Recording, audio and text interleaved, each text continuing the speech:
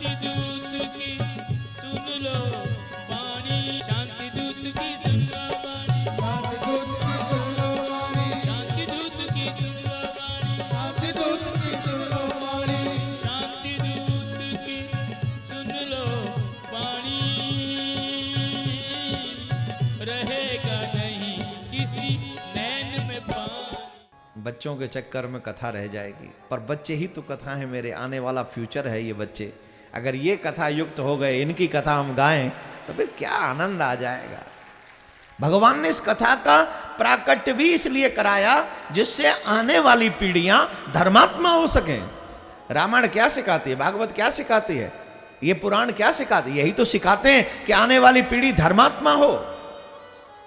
जब आने वाली पीढ़ी धर्मात्मा होगी, इसी के लिए इन कथाओं का प्रादुर्भाव हुआ है, किसी पर्सनल स्वार्थ के लिए नहीं हुआ। तो मेरे प्यारे भाई बहन, भगवान साधुवाद कहने लगे उसे, साधु साधु। हिरण्याक्ष ने गदा का प्रहार किया था और भगवान की गदा गिर गई, तो वो कह रहा है मैं निहत्ते पर हाथ नहीं उठाता। भगवान कहते साधु साधु। भगवान ने उठाई गदा और एक मारा जोर से। भगवान ने यह भी कहा धन्य है तेरी मां को जिसने तुझे जन्म दिया, तेरे जैसे वीर को जन्म दिया। या तो बेटा धनवान हो, या बेटा बलवान हो, या फिर बेटा ज्ञानवान हो, या फिर बेटा भगवान का भक्त हो। अगर चार में से एक भी गुण तेरे बेटे में है तो तुम्हें मां बनने का सौभाग्य अच्छा प्राप्त हुआ है। लेकिन धनवान वो मर्डर करके धनवान न बने, मेहनत करके, ईमानदारी से।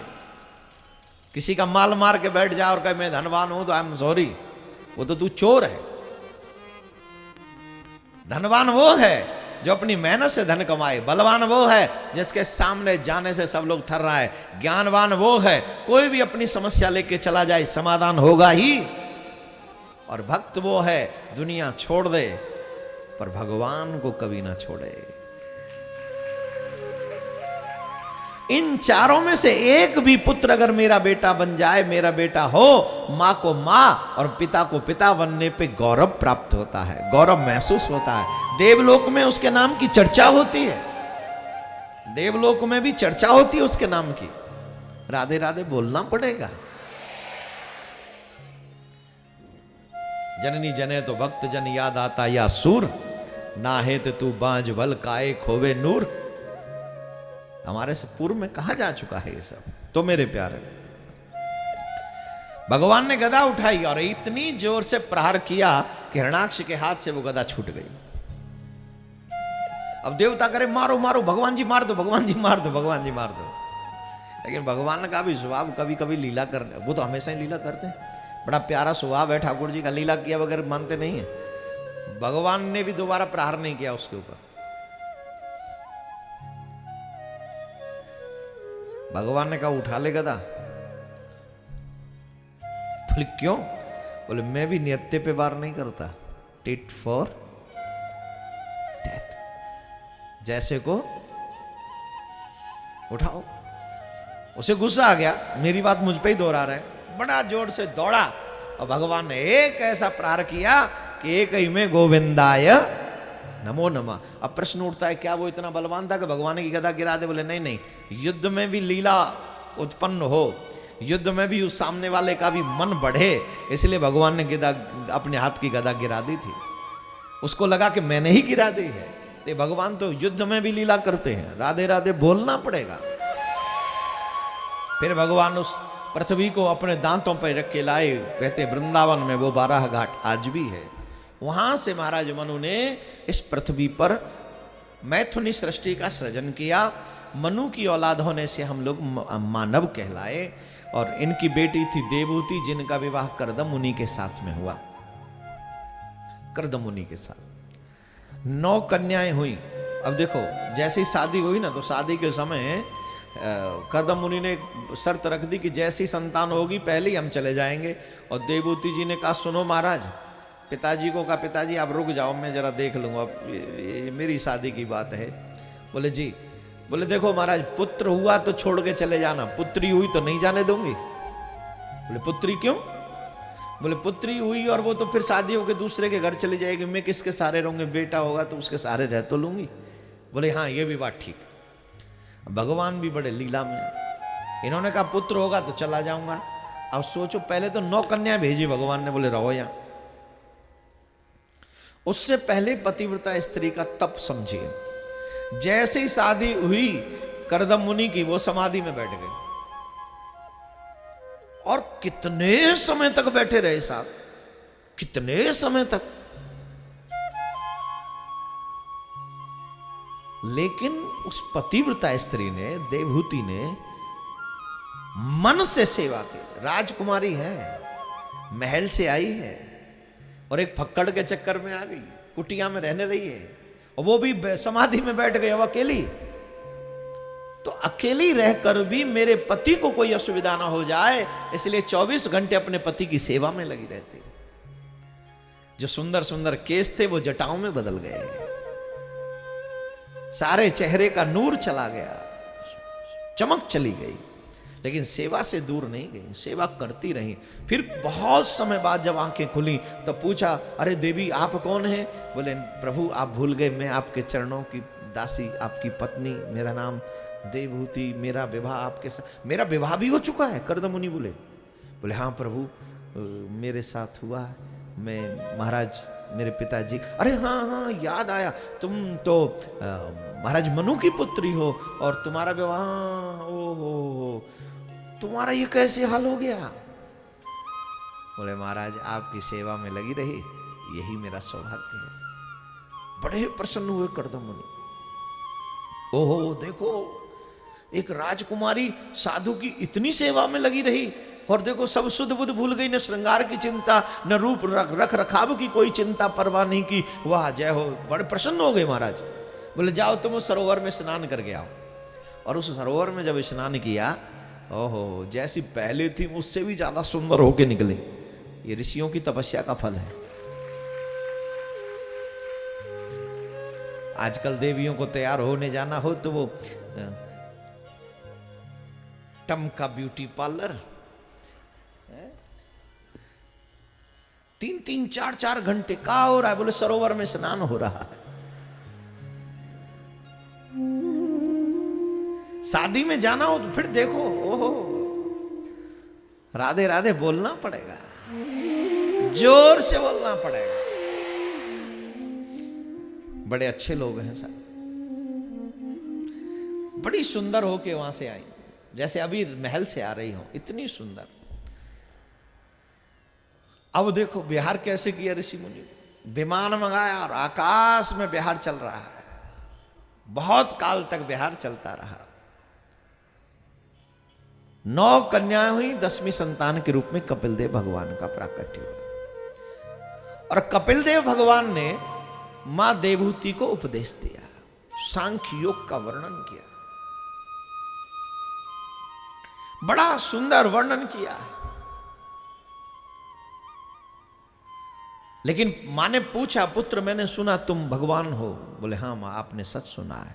तो पुत्र मुझे बताओ, जब जीव को मानव योनि प्राप्त हो जाए तो क्या करना चाहिए और क्या नहीं करना चाहिए? मानव जीवन प्राप्त करके क्या करे और क्या न करे, उसका उद्देश्य क्या है? मानव जीवन का उद्देश्य क्या है? पर्पस क्या है? लक्ष्य क्या है? गोल क्या है? एम क्या है? हे मां, दुर्लभो मानसो जन्म देहिनां क्षणभंगुरः, बड़े भाग्य मानुष तन पावा, सुर दुर्लभ सद ग्रंथ। एक तो मानव होना दुर्लभ है, मानव हो जाए तो भारतीय होना दुर्लभ है, और भारतीय होने के बाद भी सनातनीय होना दुर्लभ है। और अगर सनातनीय हो जाए और फिर भी अपना कल्याण न कर सके तो हमसे बड़ा पापिष्ट कोई नहीं है। कितनी बड़ी कृपा ठाकुर ने की, हमें मानव बनाया, उससे बड़ी कृपा हमें भारत में जन्म दिया, उससे बड़ी कृपा हमें थोड़ा आस्तिक बनाया कि हम कथा में आ जा सकते, हम मंदिर में आ जा सकते, तीर्थों में आने जाने लायक बना। इसके बावजूद भी अगर हम अपना कल्याण न कर सके तो हमसे बड़ा पापिष्ट और कौन होगा। लोगों को हमेशा शिकायत रहती, मेरा उसने बुरा कर दिया, मेरा उसने बुरा कर दिया, मेरा उसने नुकसान कर दिया, मेरा उसने नुकसान कर दिया। आई एम सॉरी टू से, दुनिया ने जितने भी नुकसान किए हैं वो भरे जा सकते हैं, लेकिन जो तुम अपना नुकसान कर रहे हो ये नुकसान कभी भरा नहीं जा सकता। बताइए कौन सा नुकसान? ये जो सांस रूपी हीरे मोती तुम्हें छोड़कर जा रहे हैं, क्या वापस लौटेंगे? ये फिक्स है। तेरी तिजोरी में भगवान ने जब तेरा जन्म होने वाला था तो फिक्स करके भेजे थे कि इतने ही हैं, और रोज खर्च कर रहे हैं हम उसे। जिस दिन वो तिजोरी में से धन खत्म हो जाएगा, समाप्त हो जाएगा, उसी दिन ये शरीर क्या चल रहा है आजकल? क्या चल रहा है आजकल? परफ्यूम चल रहा है ना, चल रहा है। यहां बहुत रेयर ऐसे लोग बैठे होंगे जो परफ्यूम स्प्रे यूज नहीं करते होंगे। निखालस काग वसुंड ही क्यों ना हो, फिर भी यूं यूं लगाते, यूं यूं। What is this? लगा ले भाई, शरीर को स्वच्छ रखो, अच्छी बात है, कोई बुराई नहीं है। लेकिन एक बात बताओ, जितना शरीर को स्वच्छ रखने की चिंता है, क्या कभी उतना आत्मा को स्वच्छ रखने की चिंता की? सच्ची बताओ, की है कभी? नहीं, मतलब ही नहीं, कोई मतलब ही नहीं। क्यों नहीं है चिंता? लाखों रुपए हम लोग अपने सिर्फ फेस पे, बॉडी पे रख रखाव में लगा देते हैं, लेकिन हमें 2 रुपए भी अगर मंदिर में चढ़ाने पड़ जाएं तो हमारी नानी मर जाती है। मंदिर में चढ़ाने के लिए हम सबसे छोटी नोट ढूंढते हैं, और जब लाली खरीदने जाते हैं हम लोग, ईमानदारी से बताइए कितनी महंगाई है देश में। इस समय में भी लाली कितने रुपए की? 100 रुपए की लगती है क्या? है 400? आप भी लगाती हैं 400 की?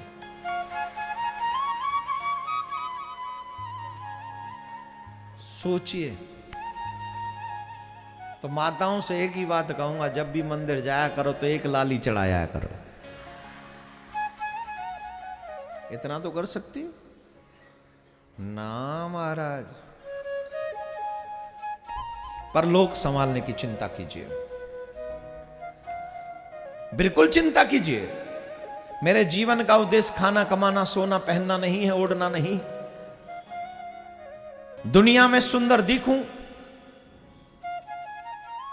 वो जरूरी नहीं। तो क्या जरूरी है? जीवन का उद्देश्य सफल हो जाए, यह जरूरी। और जीवन का उद्देश्य है मोक्ष प्राप्ति, ईश्वर प्राप्ति। और वो बिना सदगुरु की कृपा के नहीं मिलता है, वो भगवत कृपा के बगैर नहीं मिलता है। थोड़ा सा भी प्रयास अगर कर लें हम लोग उस तरफ में, तो सहज में हमें गुरु भक्ति प्राप्त हो जाती है, और मुक्ति सहज में प्राप्त हो जाती है, सहज में।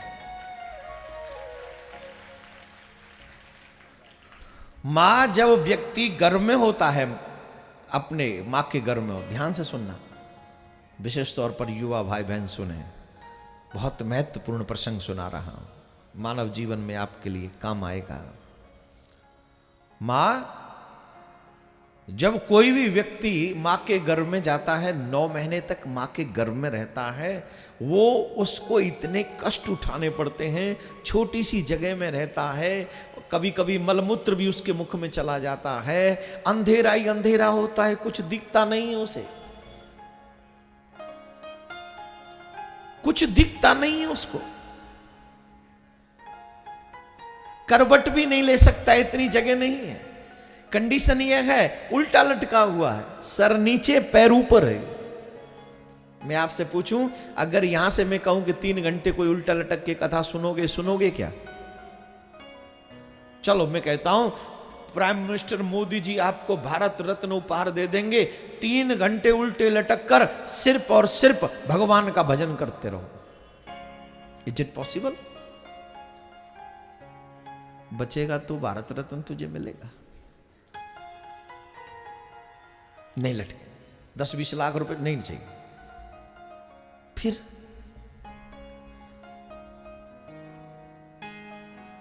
उस मां के पेट में तो 9 महीने थे उल्टे लटके हुए, सर नीचे है, पैर ऊपर है। 9 के 9 महीने आपकी ये हाल रही, करवट भी नहीं ले सके। कई बार तो मलमूत्र में लिपटना पड़ा हमको। तब जीव भगवान से कहता है, ईश्वर मुझे इस नरक से निकालो, हे गोविंद मुझे इस नरक से निकालो। भगवान कहते चलो मैं तुम्हें इस नरक से निकालूं, बदले में मुझे क्या दोगे? बोले भगवान मैं आपको क्या देने लायक हूं, मेरे पास कुछ नहीं है जो मैं आपको दे सकूं। बोले जो मुझे चाहिए वो तेरे ही पास है। बोले क्या? बोले जब मैं तुझे मानव बनाकर भेजूं तो ऐसा कर्म करके आना जिसकी वजह से तुझे दोबारा इस नरक में ना आना पड़े, मां के गर्भ रूपी नरक में ना आना पड़े। हां प्रभु मैं प्रण करता हूं, मैं संकल्प लेता हूं, मैं प्रतिज्ञा करता हूं कि जब आप मुझे मानव बनाकर भेजोगे तो मैं ऐसे सत्कर्म करूंगा जिसकी वजह से मुझे यहां दोबारा नरक में ना आना पड़ेगा। पर भगवान जब मैं भूल जाऊं तो आप मुझे याद दिला देना, क्योंकि मैं जैसे ही जाऊंगा सब भूल जाऊंगा, पर आपको मुझे याद दिलाना है। भगवान बोले मैं याद दिला दूंगा, यह भी मेरा वादा है। बताइए भगवान ने याद दिलाया कि नहीं? संतों की वाणी बोलती तू कर याद राम को। जब भी कोई संत भगवान की चर्चा करे तो समझना भगवान के दूत हैं, वो बता रहे हैं आपको वो वक्त आ गया है प्रण पूरा करने का जो आपने गर्भ में किया था। अब समय है उस प्रण को पूरा करने का।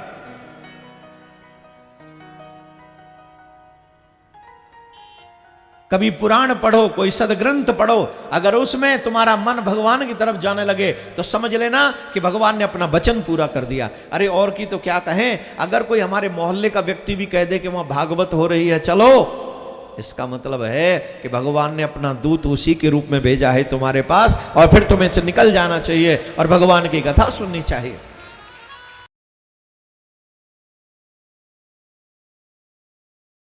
दुनिया का सबसे बड़ा दुख है गरीब होना, और उससे भी बड़ा दुख है अनाथ होना। जिंदगी अगर एक जंग है तो सबसे ज्यादा जिंदगी की जंग असहाय, अनाथ एवं गरीब बच्चे ही लड़ रहे हैं। वैसे तो यह दुनिया बहुत बड़ी है और इस दुनिया में जिसका कोई नहीं उसके भगवान हैं, इसमें कोई संदेह नहीं।